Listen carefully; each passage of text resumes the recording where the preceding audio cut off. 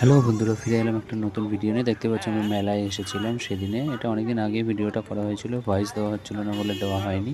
তো চলো বন্ধুরা, চড়ক পুজোর মেলা যেটা হয় সেই মেলাতে আমরা এসেছি, আমি আর রনি মিলে। তো তোমাদের একটু দেখিয়ে দিই আমরা মেলাটায় কী কী আছে।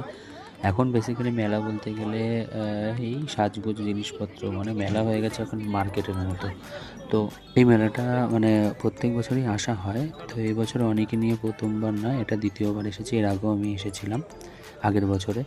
তো দেখতেই পাচ্ছ এখানে এত পরিমাণে দোকান, মানে স্টল, মানে মানুষের যাতায়াতের জন্য সরু জায়গা, বাকি স্টলে ভরে গেছে। তো মেন হচ্ছে এখানে আমার ফোনটার যে একটা ডুয়েল ভিউ মোড আছে, সেই ভিউ মোডটা তোমাদের আমি একটু দেখাবো।